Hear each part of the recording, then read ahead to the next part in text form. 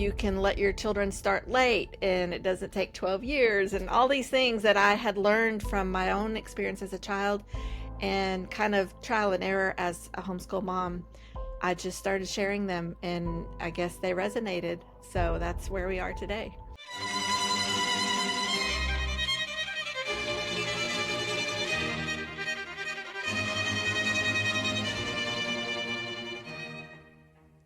Hello, everyone. On today's episode, I have on the wonderful and prestige Nikki Truesdale. Nikki is somebody that I admired and have been an avid fan of and following for a while now, since I am a homeschooling mom myself. And I thought of her because there is so much misconception around mothers, families, and homeschooling. And I really wanted to clear out the air a little bit. Nikki is an author of Anyone Can Homeschool. She's a Christian blogger. She's a publisher at Knowledge Keepers Bookstore. She's a wife, she's a mom, and she is a grandmother and also a second generation homeschooling mother and a guru of homeschooling. The information that I gained from this podcast was phenomenal. We talked about the pros, the cons of homeschooling. Can really kids get into colleges? Are homeschooled kids socially awkward, right? That's a question that you hear. And just in general, a really beautiful topic around homeschooling, because I know that, schools are not what it really is. And I think one of the most important topics that I wanted to address is, does really education lasts up to 12 years. And her idea is that a full, complete education should not last up to like 12 years. And her kids did not go to school for 12 years. And I certainly am not planning that for my children. So I really wanted to talk about how that works, because what we're taught in today's society is that you need 12 years, you need 8 hours a day in school, you need hours and hours of studying, hours and hours of homework. And this is what gravitated me towards homeschooling more, is this freedom. And we get to talk about the why. Why is homeschooling good for you? So we talk about the why and many other important topics. Please stay tuned and enjoy this episode. Make sure you guys subscribe to the channel because it's such support. And I hope to hear back some awesome feedbacks. Yeah, I'm a first-time homeschool mom, and I've researched so much about this, and it's the best decision I have ever made It is, in yes, you my will not regret entire it. life. Yeah, so tell us a little bit about how you got into homeschooling and how you're just such a guru of it now. Tell us, how did you get into that? That's funny. Well, I was homeschooled as a kid, and so that's how I was first introduced to homeschooling. My mom and dad took me and my sister out of public school in the 1983. So we started our first school year in September of 1983, and I was 11 years old. So that was my introduction to homeschooling. Uh-huh. And it was obviously very different back then, but it was a lifestyle that I loved, and I'm so thankful for it. And so as I grew older, it was something I knew I would do with my kids. There was no question that I was going to do the same thing. And so I had to kind of figure out a way to do it and reconcile that with my plans to also be this awesome businesswoman. So that was when I was Yeah. a teenager. Obviously, I chose motherhood over being a career woman, and I'm very glad I did. But how I came to, talk about it so much on social media and things like that, it was natural because I was given that upbringing, so it was easy for me to appreciate homeschooling and to see it from both sides as a student and Mhm. also as a mom. And I began to see that some things that I would share from my own experiences were what people wanted to hear. People needed to know that it was going to work. And based on many of my own experiences, I was able to share that you can do it if you're single, you can do it if you have to work. You can let your children start late and it doesn't take 12 years, and all these things that I had learned from my own experience as a child and kind of trial and error as a homeschool mom. I just started sharing them, and I guess they resonated. So that's where we are today. Yeah. One of the main, I guess, pathways that led me to you is the article that you wrote about you don't need 12 years to Yeah. educate your child. There are so many misconceptions out there Yeah. with parents and homeschooling. We're going to get into that, of course. But what inspired you to write the article of you don't need 12 years to educate your children? And what does that even mean? Well, honestly, that article came out of my experiences as a homeschool mom, going through many different situations that were tough. I In school or one homeschool? homeschooling Mhm. as a mom. As after the first year of homeschooling, my first daughter, um, I was divorced. I ran away from a very abusive situation and took my two little girls with me and started over. Just everything had to start over. And I was broke and I was single and we were homeless, except that my parents had a house they were building and they let us stay there, even though it wasn't finished. And so I literally did have to start all over from scratch. And so, as you might imagine, that put school on the back burner sometimes. But I was determined going in that we were going to homeschool no matter what that looked like. And what it looked like was a lot of delay, a lot of skipped days, skipped months, dealing with life and dealing with crisis situations instead of having a happy, normal homeschool day. Mm. And so, over many, many, many years, I was able to look back on our situation and go, none of my kids actually had 12 years of home education, but they got a complete education and it didn't take all the time that people tell you that it takes. And so I learned that it doesn't take 12 years plus kindergarten, and it doesn't take 8 hours a day or 7 hours a day. And you don't have to spend 5 days a week or 9 months a year. All of those things are just made up by the government system because it's convenient and they have to answer to a lot of people. And so what we have learned is, you know, mistakenly, that it takes all this time to educate children, but there's a lot of wasted time in school. And I learned that from having delayed my children in various circumstances because I had no choice, and learned that they could learn to read later and faster. They could pick up their math concepts later and faster.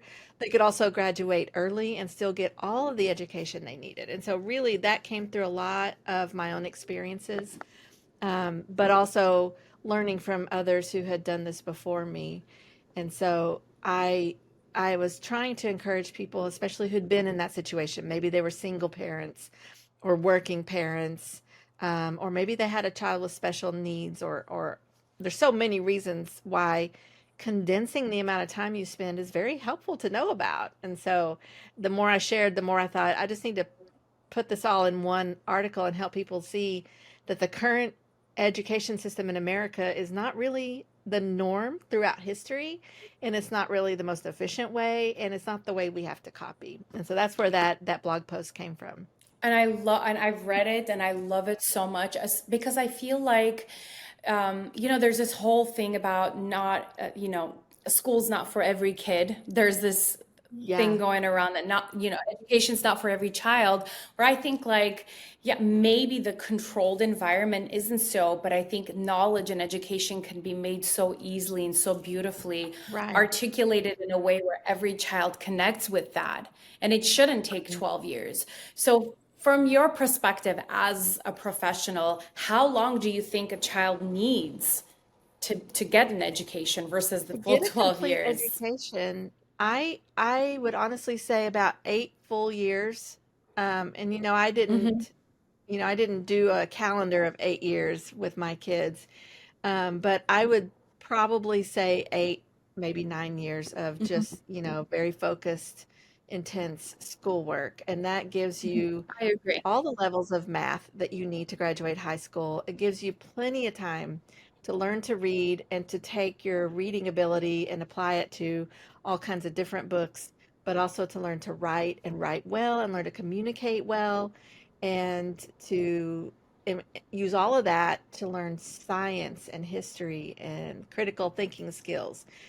We don't need 12 years of a grammar curriculum or 12 years of writing practice or, some even math. Math doesn't have, Mhm. there's not 12 years worth of math concepts that are actually given to kids.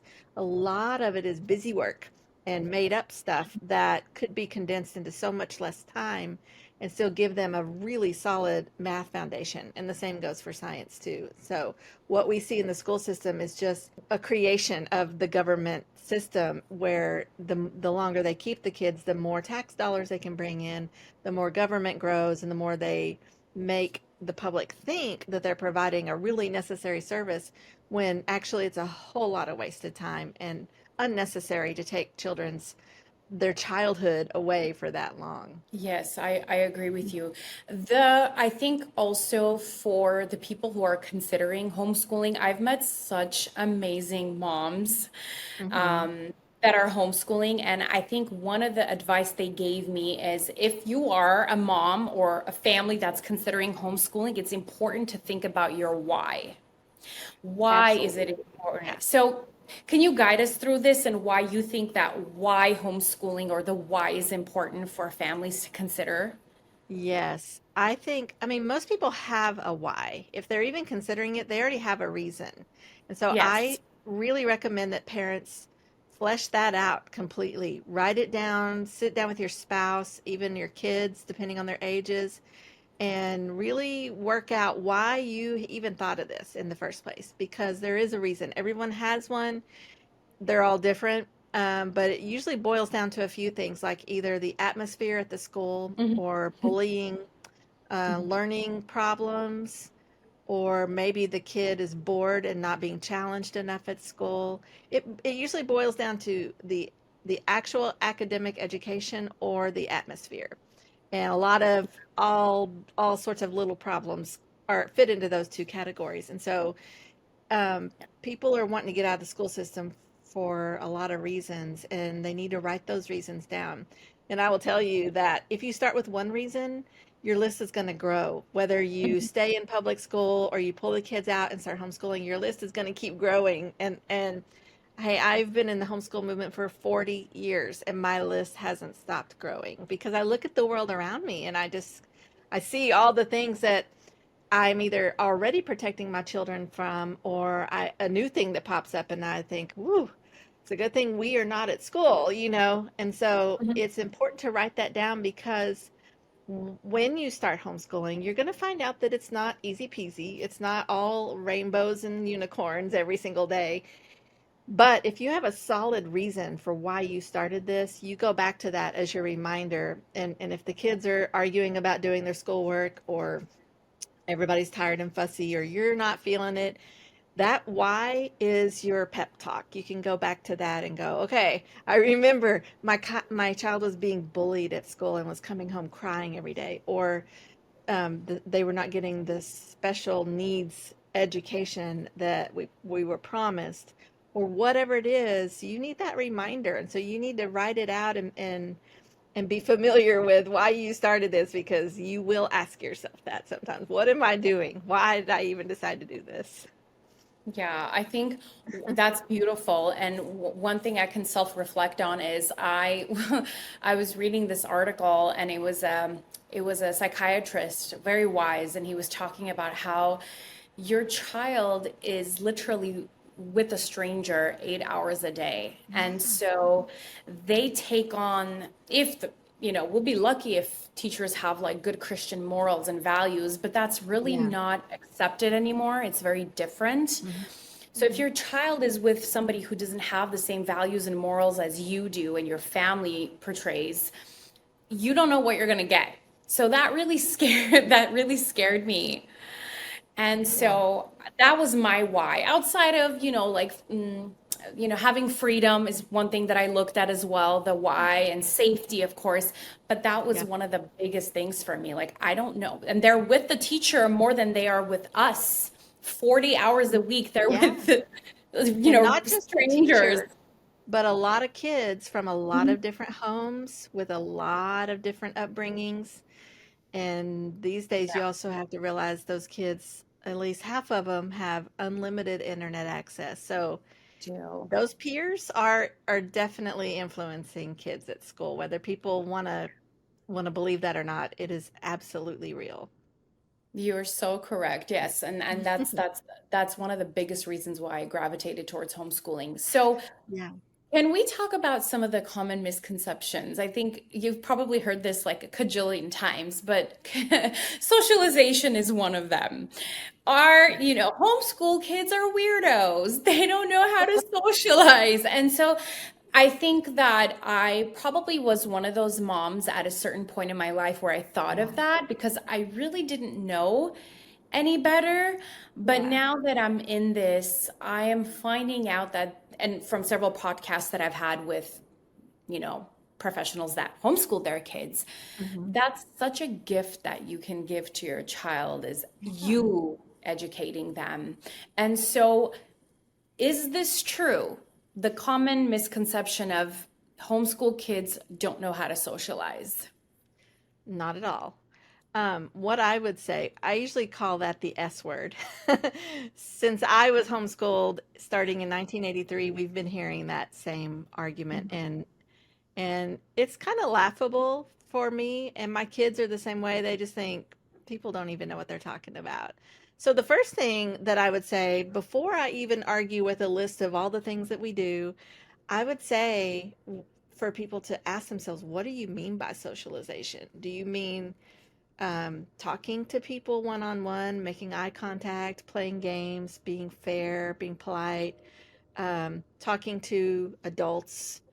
Um, what about manners and do they know how to handle all kinds of social situations? That that to me is what socialization is. And I would say there's a lot of public school kids that have no clue how to socialize. They know how to interact with public school peers, which is all the same thing, and it's not really pretty. But what they don't know how to do very often is to greet a person who comes into a room or make eye contact and have conversation, ask how you're doing. There's a lot more to socialization than being around other kids. And I just argue for the fact that public school kids do not have that down. And so a lot of people think, well, your kids need to be at school because of socialization. And what they're picturing, I'm sure, is the good old days where kids played on the playground and they had fun together and they traded friendship bracelets and played basketball and all that. But the world is very different now. And like I said earlier, it's an internet driven world. And kids with devices, they're not socializing. And that's a whole topic for another day, but that is not socialization. And yeah, some homeschool kids are weird, but some public school kids are weird too. And so it's just the nature of humans. Some of us are introverts and some of us are not. And, I've got 5 kids and I have one who's an extreme introvert, and I have to work with him all the time about how to be polite, how to look at someone in the eye and say something nice. And it's not because he's homeschooled, because his 4 siblings are homeschooled too. That's his personality. And so what we have to do is train our children how to be sociable. It starts in the home, and interacting with family members is the first kind of socialization. This is where kids learn to be polite and share and to put others first and to have a conversation, even have a debate or an argument without getting mad and, starting a fight. And there's so many ways to learn socialization at home. Learning it at school is the worst way. And that's what I usually just tell people, like, socialization is the reason we homeschool. We don't want that kind of socialization for our kids. Wow. But if you want to hear the long list of things that kids can do in homeschooling, I can share that too, because Yes. we live in my family lives in a rural area of Texas, north of the DFW Metroplex. Our county has a population, I think, of 24,000, something like that. It's really small. Mm-hmm. And we've had a homeschool community here for as long as I've been in the homeschool world. So since the 80s. And throughout that time, our families would just create opportunities for the kids to do things, whether it was sports or music or field trips, or anything like that. Well, now that we're in the 21st century, homeschooling opportunities are just crazy. There's so many that even if we signed up for everything there is, we wouldn't be able to do them all because it wouldn't fit in a week, and then we'd never be home having school. So Mhm. um, my kids, over the years, we have been participating in a homeschool co-op for 24 years, the same one, where they take all kinds of classes from core academic subjects to, extracurriculars like art and dance and, you know, anything you can think of that kids do when they get together, my kids have done at this group. But we also have joined science classes. My kids go to a cotillion once a month where they learn proper etiquette and formal dance lessons. There is a huge prom in the Dallas area that they go to every year with 2,000 other homeschool kids.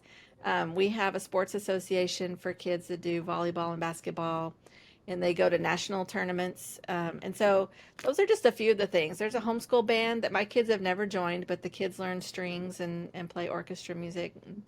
Um, I could go on, but Yeah. the point is, they don't lack for socialization opportunities. In fact, I'm usually saying, let's stay home today. Let's take a break from all of this because we've had too much. So, homeschool kids don't stay locked in a basement unless I know there is the rare family that doesn't participate in anything, and that's their choice. That's their right to do that. But most homeschool kids are involved in multiple things every single week. So we're not lacking for opportunities, and the parents have they have the freedom and the time to choose the opportunities and the kids that their kids are going to be around, and to train them in proper socialization skills all along the way. Yeah, I think one of the things that lots of families are scared of is the, yeah, socialization piece, but in their mind, they're thinking, well, they're in a classroom full of friends. What about their Yeah. friends? They're not going to make any friends. And so I think we're in a time in the world now, it's like, you fully have to really understand like what type of friends, like there's so many different Yeah. families and I don't know. It's a hurting world. It's a dark and hurting world we live in, and we don't want that world influencing our kids. And I think people that don't understand that are just really, they have their heads in the sand about what it's really like at school and on the bus and, Oh my in the goodness, yes. neighborhood. I love that. Yeah, absolutely. I think you you made a really good point that we think that school is in the old times of playing with each Yeah. other and friendship bracelets, but it's such I think it like honestly, our kids are surviving in school Yeah. versus I think it's a survival. I remember my son coming home angry all the time. That really broke my heart. Every Yeah. time it was somebody saying something, somebody doing something, it's a survival. That's what I learned. And I'm like, I don't want to see my son come home angry all the time. He's so calm now. We have beautiful slow Oh, mornings. We have that's good. breakfast. We go walking and then we come home and then like, we registered with Abeka Okay. and I adore them so much. I love like they have biblical courses. I adore it. Yes. So we're We've very used a we're lot of very that. happy. Yeah, you too. Yes. Yeah, We they're use a great. lot of different things, but we have used a Becca here and there over the years for different Yeah, subjects. So, yeah, they're yeah, great. they're very solid. So one of the questions that I have is homeschooling good for all children and all families, or there are specific types? I think people are going to probably wonder about this. Well, I actually recently tweeted about this because I hear a lot of people say, well, homeschooling is not for everyone. And I Yeah. disagree. I think it's Yes. for anyone who wants to do it, honestly. I don't think you have to be of a certain income or special circumstances or, live in a certain place. It is for anyone who wants it. And I mean, I wrote my book, Anyone Can Homeschool, Mhm. because I truly believe that, but I wish I could say everyone should. That Why do borders you, on the offensive. But well, yeah, I'm going to cut you off kindly here. Why do you think people should homeschool their children? how much time do you have? Well, I believe, Briefly, first come on, of but we have, I believe that the American education system is failing the students. I mean, all you have to do is look at the standards and the test scores that come out, and oh yeah. the standards are being lowered so that kids can still meet them, and then they're still failing. So There are websites where you can go and look up the statistics for the whole country or for different states. But even in a district that they might call good or exemplary, they keep lowering what those standards mean so that the schools can meet them. Even though the kids are failing, they are not reading at their own grade level standards. They're not passing their own math standards. The state sets these standards and the kids can't meet them, and the teachers are not holding them to the standards.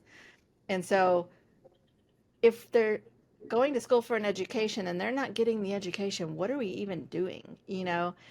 At home, a parent can see what the kid needs to know and they can teach it to them. And if the kid is not understanding or learning, a parent can take over right there and say, let's get you caught up. Let's figure out why you don't understand this. Let's help you get ahead.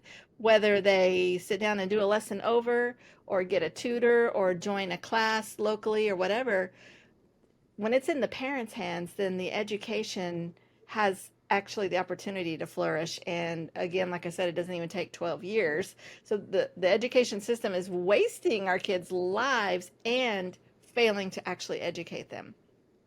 But even more importantly, the education in America, the secular system is very secular. It is a Marxist, secular, Yes. humanist education system.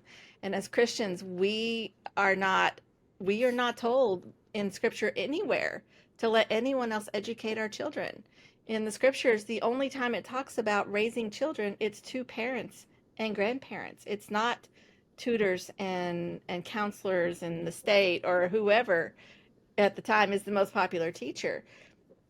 God has given this job to the parents, and we in America are outsourcing it to a secular humanist system that refuses to acknowledge a creator and refuses to acknowledge gender and life before birth. And there's so many little octopus arms that go out from there where children are being taught everything that directly opposes scripture. And so, if we are sending our children to be educated, as you said, 8 hours a day by strangers who most of the time do not share our biblical beliefs, and then we go to church on Sunday, who's having the bigger effect on our kids? Mm. This secular system is not just giving them an education, it is raising them and it is influencing them. And so, I absolutely believe that our kids need to be taken out of the public school system and raised at home with a biblical worldview and a solid academic education. That's so beautiful. What type of knowledge or education do parents need to possess to be able to homeschool their children? That's another, That's a good question. Well, yeah. my mom had me when she was 14 years old and dropped out of school in the ninth grade and never went back. And then she homeschooled me. So hopefully that answers that question Yeah. because you don't have to be an expert in all the subjects to give your children the information they need. And my mom didn't. She did not even have a high school education. And so she was able to take a good solid curriculum with the answer keys and she knew how to read and she was interested in learning whatever she needed to give me and my sister the knowledge we needed. And so all you need is a parent who's willing and able to read. Like literally that's all you need to know how to read to start. And you can go from there, especially today. The amazing amount of resources that homeschoolers have to them is just Mhm. mind-boggling. And I Mhm. think people outside the homeschool community don't even realize that. Like you don't have to go to the public school and ask for a copy of their books or their lesson plans. We don't want that. We want good curriculum, solid education, and it's all so easy to use. It's open and go for the most part. And for the parent who didn't even finish high school, you can get your curriculum that's streaming where the teacher is teaching everything and the answers are provided for you to check and make sure your kids are understanding it. You can actually sign up for live classes online so your kids get to interact with the teacher. And of course, co-ops are everywhere where you can sign your kid up for a class with someone who's an expert in a certain subject or all the subjects. what I like to tell people is you're a facilitator. And so you can teach all the subjects at home, or you can facilitate their education by giving them access to whatever teacher, whatever course you want. And really, the options are so endless. I sometimes I think I need to update my list of what's out there and what's available, because there's so much good stuff available and with a biblical worldview. So you have teachers who are passionate about their topic and they believe in the Word of God and they want that to come through their curriculum, and they help you give that to your children, whether you know about biology or algebra or how to write a research paper, any of that stuff. The help is there. So in answer to your question, I would say you don't need much besides the ability to read, What honestly. about the time? There's so many I know a lot of moms that reached out to me said we would love to, but we're working full time. Is That's a good this question. ideal? Yeah, is this ideal for full-time working parents that want to get their kids out of public or private? It is. And I'm not going to promise that it's simple when you're working, but I've done that. I've worked many different kinds of jobs while homeschooling. And the Mhm. one thing you have to understand, and this is why that article is so important about how it doesn't take 12 years. It does not take 12 years. It does No, not no. take In 7 my hours a country, we day. went to 10th grade, Nikki. Yes, yes. Well, before the 20th century, the Mhm, kids went to about, they had like seven mhm. 7 years was tops, and that was still a very, very solid education, but it was condensed. The things that they learned were condensed into a smaller amount of time, but it was still way above our standards today. If you look at a McGuffey reader, their top reader, I think, is the sixth reader. So that's 6 books that a student needed to complete over however many years they needed to complete their education in America in the one room schoolhouses. But if you open a sixth reader, most adults would say, "Wow, I do not recognize this information. How did they do it?" And these were people that were, if they got to this point in their education, they could recite world history and they would do complicated math problems in their heads, not on a piece of paper and certainly not with a calculator. And so what we have now is just a dumbed down, spread out, standards lowered education. And that's why it's so important to understand that about the time and the 12 years and all that, because for a working parent, often they think, oh, well, I don't have 8 to 2 p.m. or 8 to 3 to devote to this. And I certainly can't do that after work at night. No, nobody can, but you don't have to, because if your child can spend 20 minutes on a grammar lesson and be finished, why do they need an hour for that class? Why do they need another hour for a math class and another hour for history? If the goal is to learn and do the lessons and keep moving forward, do it in 20 minutes, do it in 30 minutes. And, um, for a typical kindergartner, you don't need more than 1 hour a day. For a high schooler, 4 or 5 hours tops. What about And elementary? elementary, gosh, 2 to 3 hours, depending That's on, that's roughly around what we do. It's about like 3 hours, three and a half yeah. hours. So look at the amount of time you're not spending Mhm. teaching school, and look at how much time your child gets to have a childhood. Oh my And gosh, yes. instead Yes. of and now there's so much schoolwork done at school and then homework at night that their whole childhood is just being stolen from them. And so for working parents, I hope they can see that you're not devoting 8 hours a day, 5 days a week on top of your full time job. And so, what I always say is start with your job and figure out what other time do you have during the week, and you can have school on Saturdays and Sundays and at night, whatever you need to. And depending on the ages of your children, there's a lot of different options. And I actually have a pretty lengthy blog post on working and homeschooling. And so I'll give you that Yeah, link to share with your listeners, because yeah, I absolutely. break it down like, how do I figure this out for me? Not everybody, but just for me and my family. And I have some free printable worksheets to kind of brainstorm how am I going to work and homeschool. And there's different considerations for every family, because every family is unique. And so what works for one group isn't going to work for another, but It's so individual and it is very possible. I've worked outside the home and from home off and on over all these years and still homeschooled because it doesn't matter when you do it as long as you do it. That's the key. Yeah, absolutely. I'm gonna kind of go over some concerns and questions that people have, Okay. which I think they'll get so much good insight from this podcast. Other than the socialization piece, fear of the curriculum gap. Well, first of all, as I mentioned earlier, public schools are lowering their standards and still not meeting them. And they're passing kids through grade level after grade level without the kids actually learning the content. So Hmm. that's a lot of gaps. That is a And lot.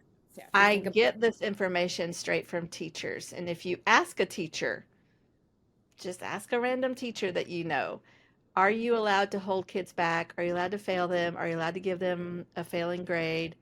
How does that work? And it. more and more often, they're going to tell you we have to pass them through, Yeah, whether they know the material or not. yeah, So that's a gap.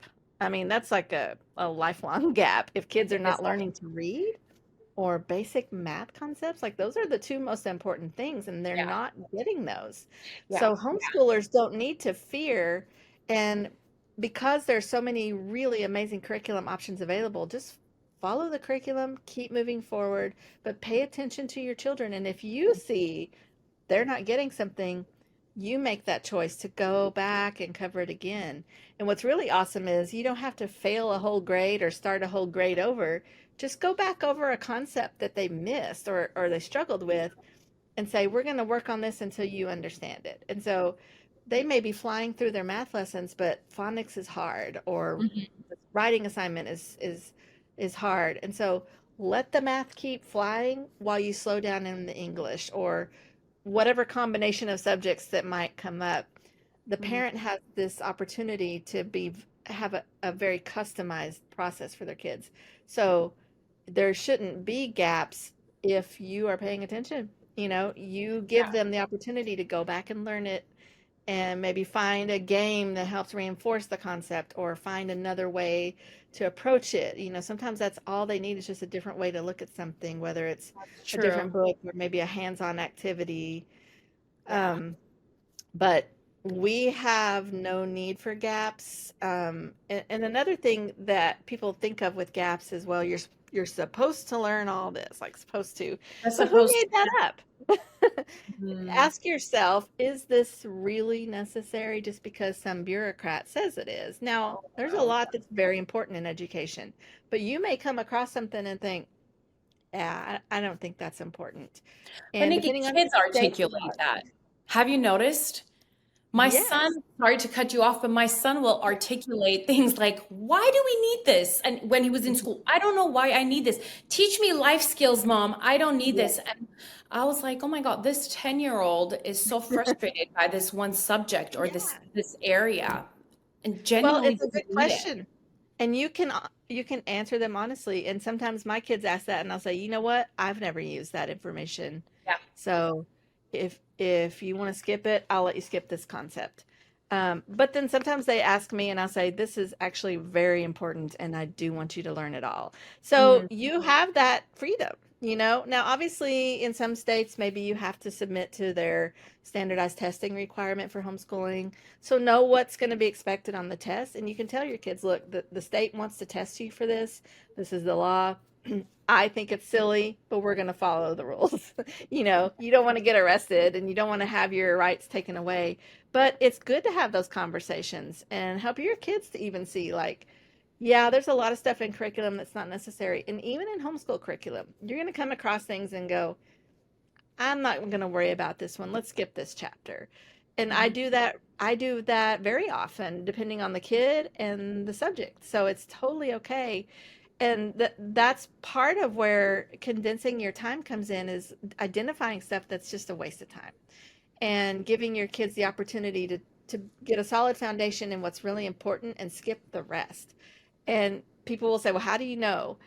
How do you know what to skip? That's going to have to be up to you. That's Yeah, intuition, and if you feel more comfortable covering everything in a book, then by all means do it.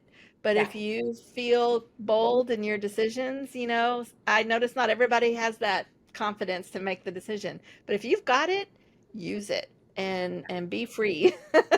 Fly Yeah, away and be I free. agree. I agree. I think one of the questions that, well, it wasn't even a question. I was talking to a friend of mine, and then she's like, "Well, what do you mean homeschooling? Doesn't that mean that you can just pass him on all his tests, but isn't that failing him?"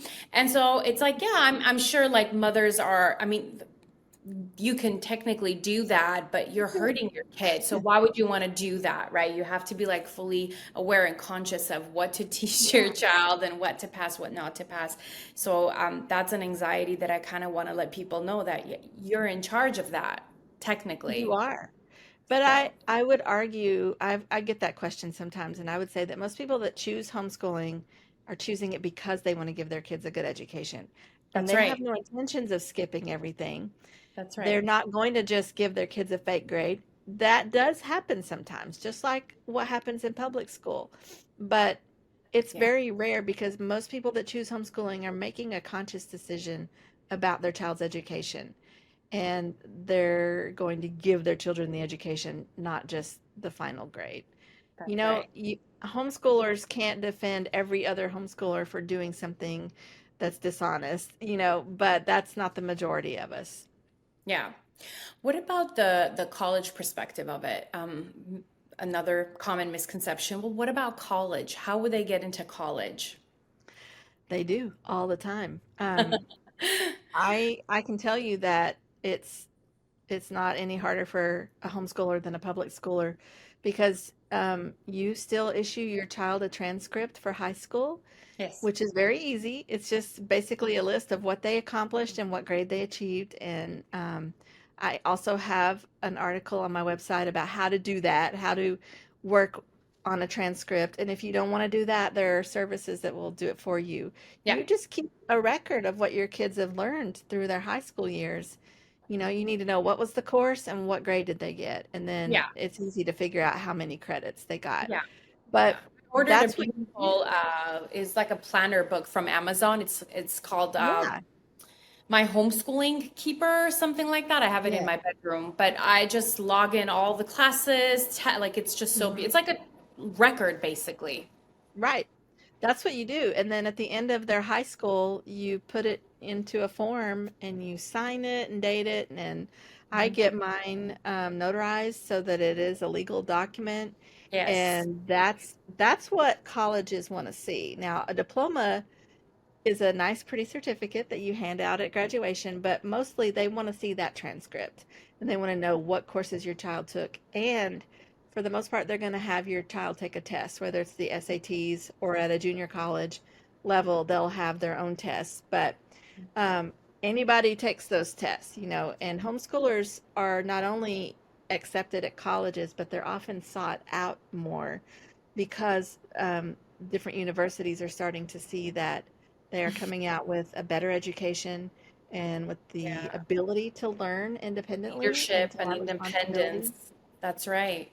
Yeah, now I'm not saying that all public school kids don't know how to learn and don't care, but what we're seeing is there's a large number of them that don't, and they're coming out behind, and they're having to take remedial classes in college because they don't know how to do basic stuff. And so homeschoolers, a lot of them do testing, not everyone does, but the state test scores for homeschoolers generally are about 10 to 20% higher than public schools Mhm. across the board in states where they collect that information. In Texas, we don't do that. We don't have to report or test, and they certainly don't collect the information. But in the states where they do, that information has been very eye-opening for a lot of people to see that you don't have to have a college degree to teach your kids, and that you can give them a superior education, and the test scores are proving it. And Is also, the California military one of is those states? California, I think, has two or three different ways to file for homeschooling. Is that right? Yeah, I had And to file, so, I think it's called a PSA. hmm so I had to you're a file private homeschooler. Is that correct? mhm. Yeah. So I don't Non-accredited. remember all the nitty gritty, but I think, do you have a requirement to report or to test at the end of the year? Okay. Not at Um, all. I think if you do like the charter route or something in Yes, California, that you have to because you're still controlled by public school. right. So, So every state is different, yeah, which is cool. That's the way the founders designed the Constitution so that every state makes their own rules. And so I can only tell you look it up and see what your state yeah, requires and follow the law. And if you don't like it, work to get it changed yeah. Yeah, or for sure. move And to a I'll free link all state. the websites. Yeah, absolutely. I mean, does this do homeschool kids? I mean, does it mean that they're opt out of scholarships? Oh, no. No, I'd say for the most part, no. I have seen a few where it said that you had to graduate from a public school, but homeschooling is so much more accepted now, is so much more Hmm. mainstream that pretty much everybody just opens these things up to all students. And so I know lots of kids who have gotten full ride scholarships to the university of their choice, How graduated with though? their degree. The scholarship process is just a means of digging and finding, and so wherever you live and then wherever you want to go to school, you have to do your research there. Hmm. Um, Communities will offer them. Certain schools have scholarships available to apply for, but then Hmm. there are lots of organizations that you just kind of have to do your own research Beautiful. for those scholarships. But if you know where to start looking or ask someone who homeschools in your state, like, what did you do? Talk to someone who's already been there and say, what did you learn and how can I do that too? Got it. That's the great thing about where we are now. There's so many veterans who have already been down this road, and you just need to ask them, how did you get your kid into college? How did you find that scholarship? How did you do your transcript? All of those things.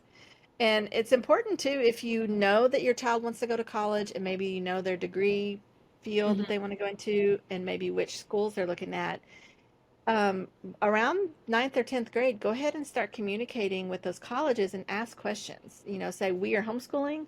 We have our eyes on your school and possible scholarship opportunities. So, what courses need to be on the transcript? What should we be doing now to prepare for that? And that's a really good way to have more more possibility of getting the scholarships and of course getting accepted I into love those that. specific That's pretty schools. smart. Nikki, I have a question. So there's this non-credited and there's this accredited route when you are homeschooling. We chose the non-credited.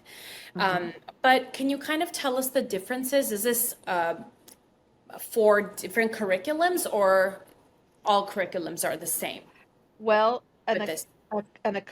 sorry, it's a tongue twister. A curriculum Yeah. cannot be accredited. Only a school can be accredited. Okay. So if you go, probably this is like in California, and I can only speak from a little bit of knowledge about California, but if you sign up under a school, that Hmm. school is accredited.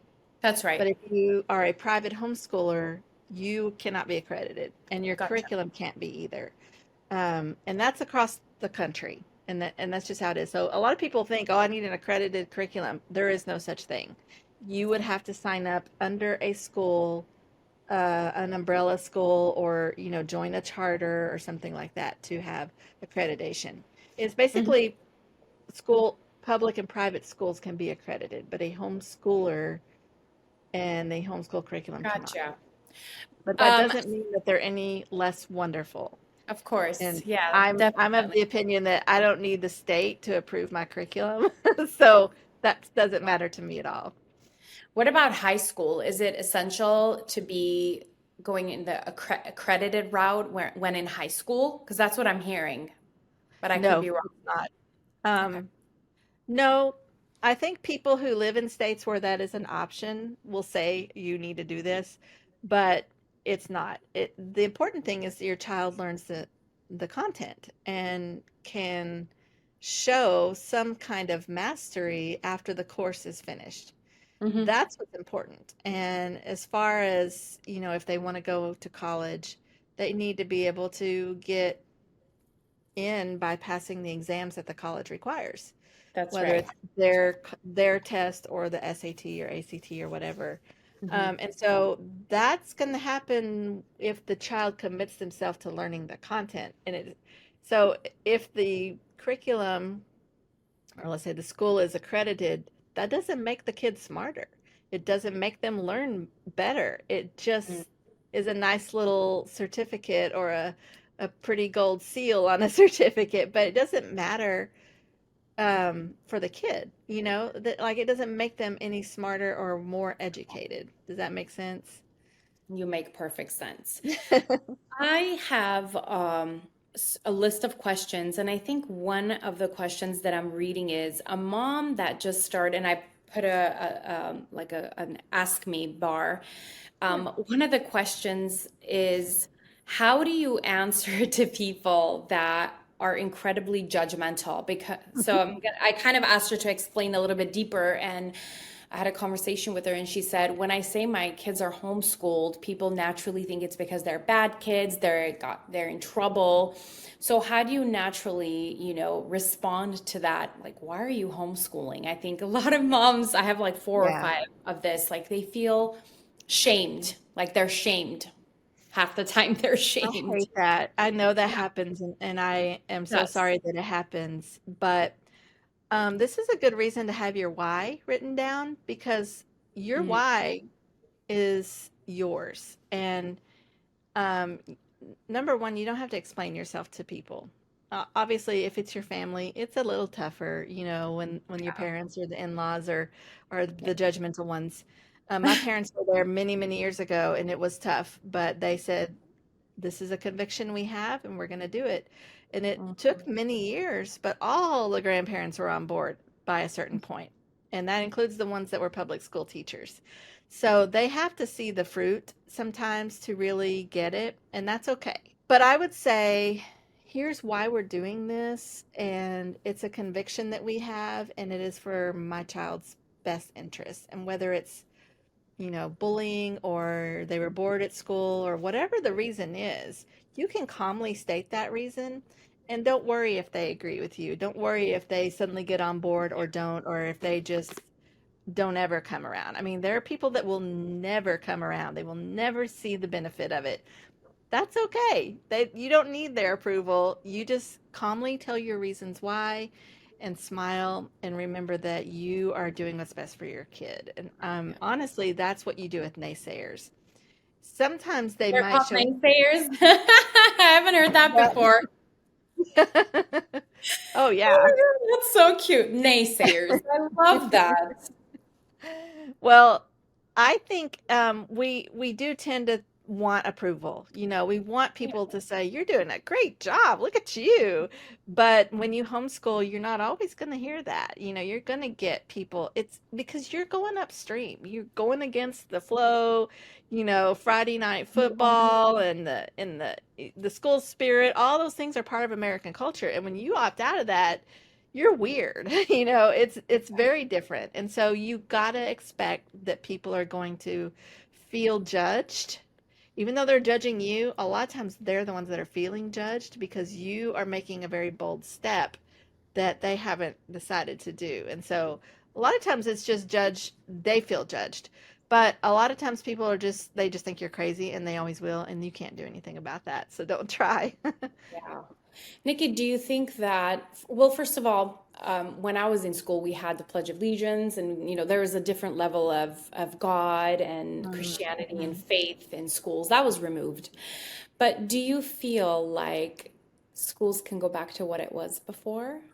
No. You don't think so? No, the the thing is, if a person digs into the history of public education, they will learn that what we're seeing right now was always the intent. And I'm not saying that the nice teacher at your local public school who also goes to your church has some nefarious intent to bring down education, but what I'm saying is the powers behind public education in the United States had a goal, and it was to separate children from their families, and it was to separate them from a knowledge of God and to actually give them a secular education and to implement Marxism a little bit at a time. In the public school system in America, the way we know it now, which kind of came about in the 1920s and 30s, was based on the model from Germany. And I just have to say, sometimes there's some bad stuff that comes out of Germany, if you know what I'm Yeah, talking about. I And do. the education ideals is one of those things. And so uh, there's a really good book that I would recommend called Crimes of the Educators. It's not a new book, but it's by Alex Newman, and he talks about what really happens in schools and the roots behind those things. And when you read that, first of all, you'll feel kind of gross because it's awful, but it makes you mad, but it also gives you more insight into what is behind all the things that are going on in education today and how long it's been in the works. And so I think the reason we used to have prayer in schools and we used to have the Pledge of Allegiance and it was more wholesome was because the United States has been a Christian nation for so long that the trickle down effect lasted a really long time, even in the public square. Mm. And it's finally disappearing because of such a Marxist, secular humanist push. But we have such a legacy of a Christian nation that it took a long time for that to slowly disappear. But we are there now. It's disappearing more and more and more. I mean, you have to go to church to really experience what people used to experience all over life, at the store and in the town and at the school. Now it's pretty much just in the churches and in the homes of Christians. And so that's the long answer to say, no, I don't think we can go back to that. Some people will say, we just need to put the Bible back in schools. And so I would ask, who's going to write that curriculum and who's going to teach that curriculum? If you tell every teacher they have to teach the Bible, how are they going to treat the Bible? How are the atheists going to teach the Bible? How are the secular humanists going to treat the Bible, or the people that have never read it before? That's not wise. It used to be in the schools, but that day is long gone, and the only way that your children are going to get the scriptures now is if you teach them. And so you can, yes, it'd be nice if they prayed at school, but who's doing the praying and why are they doing it? You can't you can't go back. We're not going to be able to go back unless there is just a huge outpouring of revival in this country. But the forces of darkness are real, and they are at war for the hearts of our children. And I don't think we're going to see the schools reverse back to the way they were. Hearing you say that and hearing myself talk about this is a different level of pain that I can't really explain. It Oh, hurts.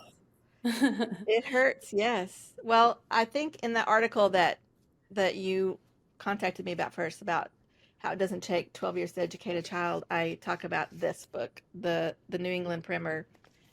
And if you look inside this book, you can get it on Amazon, by the way. It Hmm. shows you how our education system started, and it was private and it was in the homes, but parents were given this little book as an easy way to teach the ABCs with the catechism.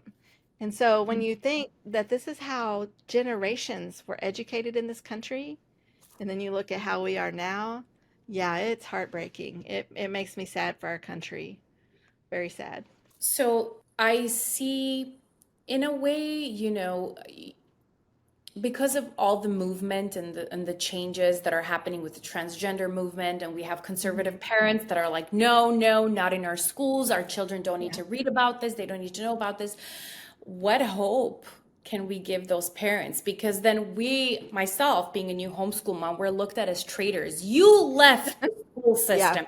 Like, I will never be able to not fight for what's right ever. I'm still going to fight, but how wise are the parents to continue to fight for the school system? Well, this is my opinion. If you want to fight, go ahead and do it because the masses are still at public school and nobody's child needs to be taught that.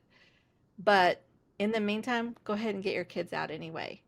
This is what I see happening so often is parents keep their kids in school and they go to those school board meetings once a month and they have a timer set so they can speak for 3 minutes. And if they say the wrong thing, their mic is cut off and they're not even allowed to finish. But Mhm. they keep going back and they keep going back. And, they say, we're fighting this shouldn't happen. But meanwhile, their kid is still in that school. Their kid is still under those teachers and using the curriculum day after day after day, while the parents think that showing up at that school board meeting once a month or putting in a freedom of information request to see the curriculum, like that's going to do anything. It's not. You are trying to hold back a tidal wave by putting your finger somewhere, and there you can't. It's just not going to work. So I don't think any of that should be taught in public schools, because what we're looking at is a new generation of kids growing up and being taught utter confusion, utter Mhm. lies. And that's our next generation of Americans. That's overwhelming when you think about it. Mhm. But everyone that wants to fight, keep doing the fight and take your kids home. That's what I would say. And you have to come to a certain point where you go, okay, I get it now. And I've seen this happen so often. Parents are in the school, their kids are in the school, they go to the school board meetings, and after a while they go, this is getting nowhere. I have accomplished nothing at this school, and my kids are still there. And then they say, we're going to have to homeschool because there's no other option, because they're not listening to me. Every now and then you'll see a school board, there's a victory, and they say, okay, we're going to pull this curriculum. But here's what really happens. And this has happened in Texas over and over. They said they're going to outlaw Common Core years Mm. ago. They changed the Oh, name. They said they're going to outlaw critical race theory. They just changed the names. They keep changing the names, and they teach the exact same stuff. And so the same thing's going to happen with all this gender theory stuff. They're just going to keep relabeling it until no one recognizes it anymore, but it's still in the curriculum day after day after day. yeah. What I am proud of is the parents that are trying to create communities themselves. They're still fighting the Hmm. fight, but they have little Yeah. homeschooling programs going on for Yes. themselves. Like I have a little community of myself. I'm just so very, very proud of parents who are really trying to fight for what's right for their country, for Amen. their children. Amen to that. Yes, absolutely. Thank you Yeah. so much. I feel that this was so enlightening and I feel I'm comfortable. glad. I think you have such good wisdom and knowledge. I mean, Thank you. people can reach out. You are also doing consulting, right? Homeschool Yes, consulting. I Like do. I did see it on your website that it's incredibly affordable. People can just make an appointment with you Hmm. and you walk through, you walk them through the Pretty process, much right? whatever. Yes. I've had people ask me how to figure out a kindergarten program or a high school program, or, even walking through how to start a co-op. So if Yeah. it involves homeschooling, I will help with it. I love that. Thank you Thank so much, Nikki. I appreciate you. It flew by so fast. It's been you. an I know, hour it already. did. I appreciate you. God bless. Thank you. You're such a great asset to the world, and I want people to really genuinely know that women like you exist that are here to help. Thank And you. I love how you made me feel. I love the article. I love, by the way, your website too. I want everyone to know it's full of information of what books to have children read and what homeschooling is about and just different websites and oh, it's amazing. How much time did you put into it? Oh gosh, I've been doing that since 2009. So, it's Yeah, been building up for a while, but yeah, it just something I love to do, and the ideas just keep flowing, so I share it there. And just so your listeners know, there's a menu on my website, and there's a page called Homeschool 101, yeah, and it's just a long list of articles that I've written over all these years, yeah, and hopefully categorized in the subjects that people can find, yeah. to see what they're looking for. So I find I'm myself in those articles when my children are good. asleep and I'm just reading and reading because I think it takes a lot of education. I really do want to get like all the knowledge that I can. Before we go, I have one personal question for you. Okay. What was your why? Why homeschooling? I know you were homeschooled, but why you chose to homeschool your children? Well, when I became a mom, as you know, I was planning to do it, but that was my oldest daughter was born in 1996, and at that time we were already seeing just increased levels of secularism in the schools, and that was the main concern for me, was that the atmosphere in the public school. I did not want to send my little girl. I just could not fathom it. And then the other reason was for academics. I wanted her to get a good education and not just whatever passed for the current standards, which, you know, like I said, they're failing anyway. And so it had to do with having a solid biblical and academic education. But Yeah. it's grown a lot since then. And what advice would you give a mom that's just starting out or is thinking about it? I would absolutely say don't try to copy a public school at home. Whatever you grew up with, you don't have to do that, you know, Oh, and we often think, well, I need a chalkboard and a desk and I did all that the first year. Even though I was homeschooled, I still did, I had a bulletin board with the pretty little teacher borders on it and mm, the living room looked like a classroom. It's fun if you want to do that, but you absolutely don't have to. You just need some books and some pencils and paper and any comfy place to sit. And don't try to recreate the school day or the classroom.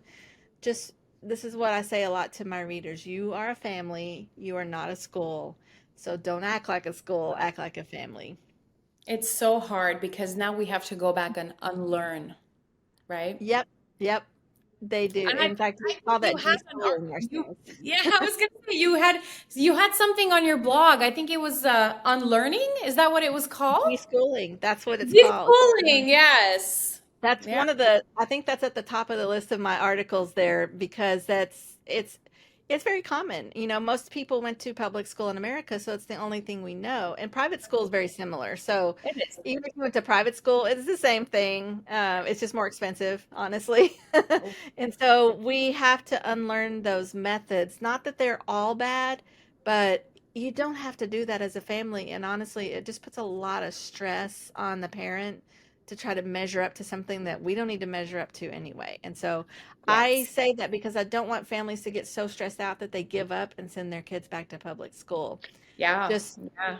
take a side path and figure out a different way to do something instead of saying, "Oh, I can't do it Yeah. because I'm not like them."